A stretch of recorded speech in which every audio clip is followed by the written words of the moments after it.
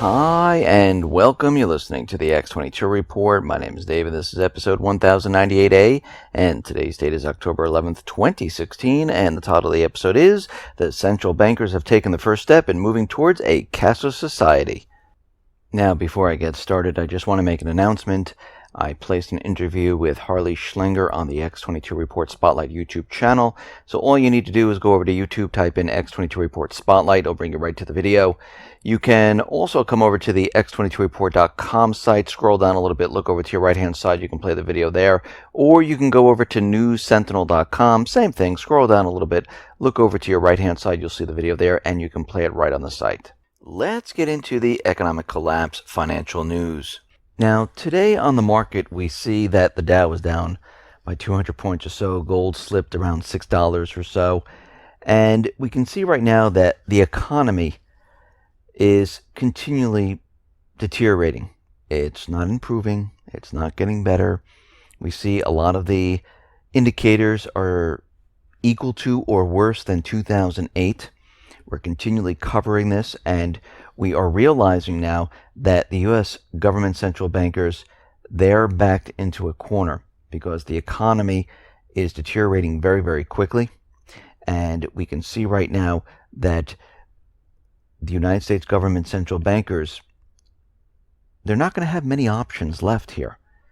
And they're going to have to do something to explain away why this economy is deteriorating so quickly, especially when it crashes, because you have to remember, they've been telling us all along that this economy is recovered, everything is fine, there are no bubbles, they're going to be raising interest rates, and anyone that doesn't believe this is peddling fiction, and that's coming from Obama. When this whole entire system comes down, they're going to need an explanation of why this happened. Because they can't just say we were wrong, because then everyone's going to say, well, then what do we need the central bank for? They didn't help. They made the situation worse. They lied to us. But we can see around the world that the situation is not improving whatsoever.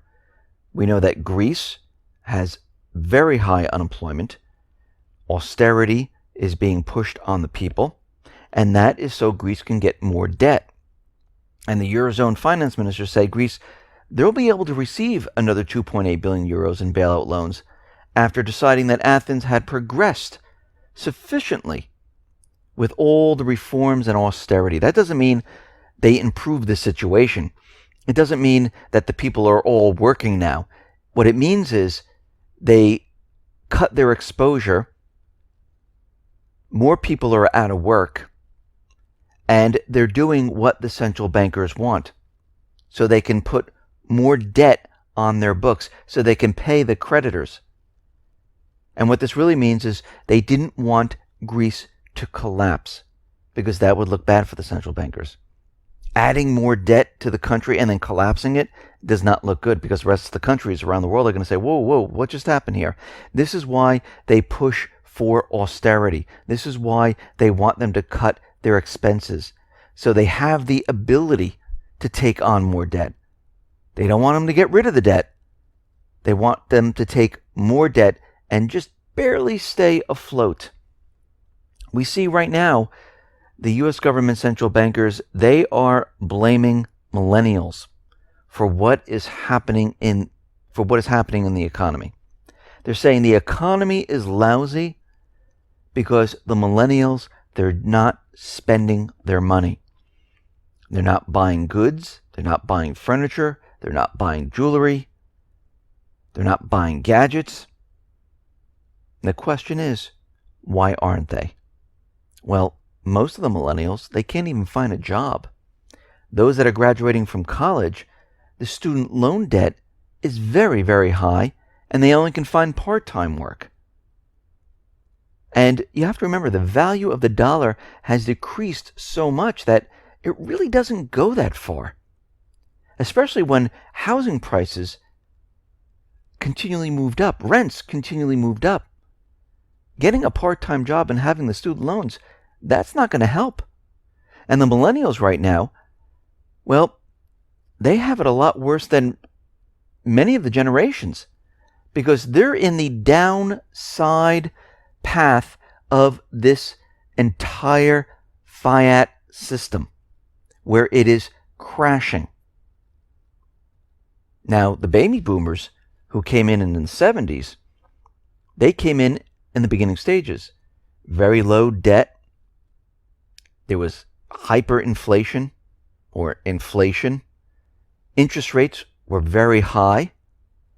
And you could have purchased a house in 1969 for like $25,000. And by 1975, that same house was worth $75,000. But your income increased from $5,000 all the way up to $25,000 in that same period. Today, wages going the opposite direction. Housing prices are continually moving up because they created these bubbles once again. And if you really look, these millennials, those who are graduating college, there's the total amount of student loan debt is around $1.4 trillion. So they're really not to blame. It's the circumstances that surround them. They don't have the same experience as the baby boomers back in the 70s. Very different experience because at one point you have the beginning of the fiat system. Now we're at the end of the fiat system and the entire system is falling apart. This is why U.S. home ownership rate is at its lowest that it's ever been.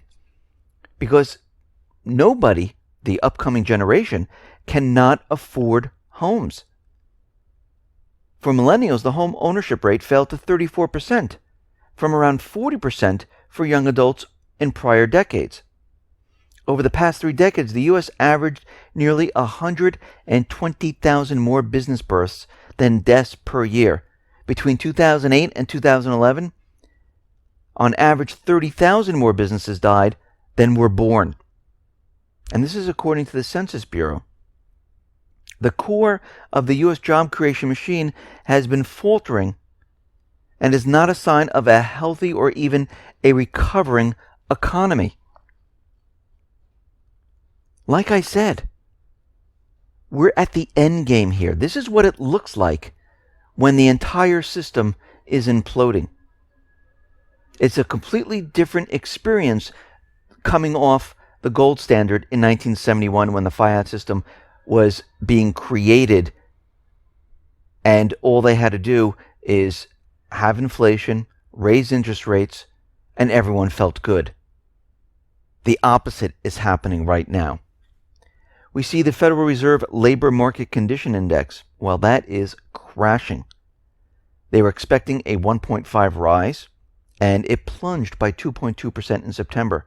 And that is from a downwardly revised August drop of negative 1.3% from a 0.7% drop. So we can see right now we are in the same situation that we were back in 2001, 2008, going back even further to the other recessionary times. Every single time the Fed Labor Market Condition Index was declining, we entered a recession / some type of depression. And here we are today in the same exact position. Now, we know the U.S. government central bankers, they've been talking about getting rid of cash. That's their ultimate goal. They want to get rid of cash. They want to control the currency. This way you can't take anything out of the bank if you are not using cash. They can track all your purchases. They can do bail-ins with ease. And we see the U.S. Federal Reserve, well, they're planning to publish a paper later this year outlining its views on the startup financial innovations sweeping the banking sector. And this is coming from Fed Governor Brainard. And they're saying the Fed recognizes blockchain. And it may represent the most significant development in many years in payments, clearing, and settlement.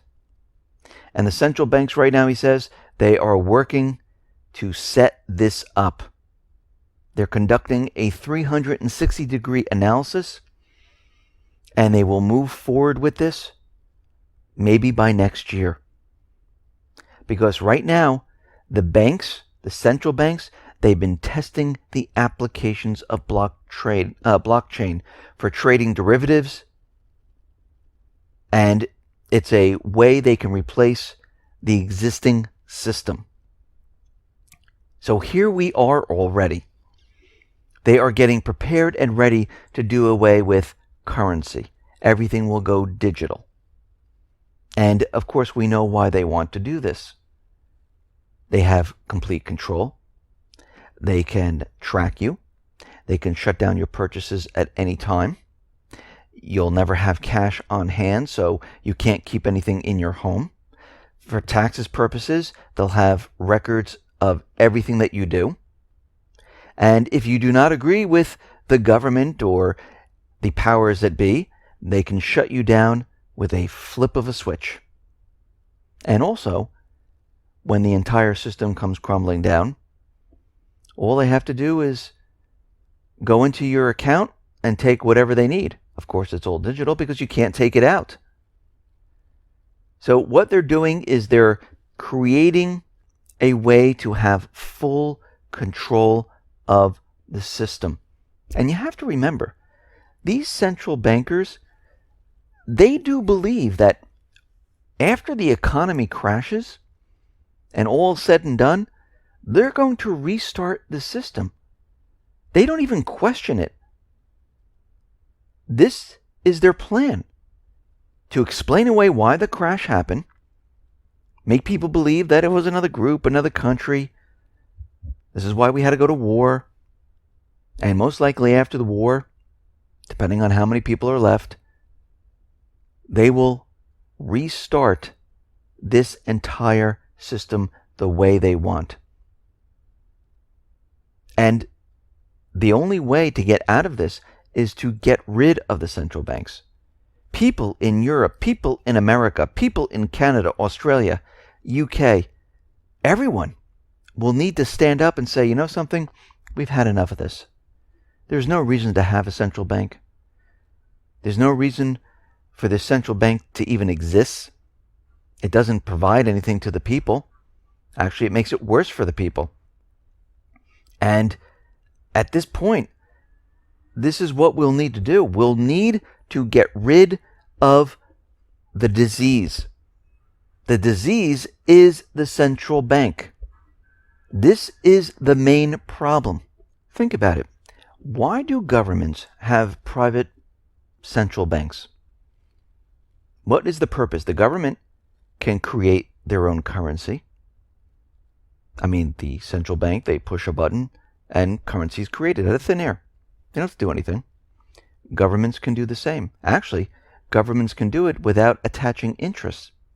I mean, the United States government, they go to the private Western Central Bank and they borrow the currency that was created out of thin air, and there's interest attached to it, and then the United States government creates bonds, which then is given to the central bank. Well, if they can create the bonds, why can't they just create the currency? It's the same process. So what would be the reason why the government needs the private Western Central Bank? There is no reason. The only reason, most likely, that they keep them is because the central bankers maybe give these government officials currency, do them favors, set them up, provide a nice life for them. Because there's no other reason why the central bank needs to exist at all. Listen, everyone, thanks a lot for listening. Be well, be safe, and especially be prepared. Thanks a lot.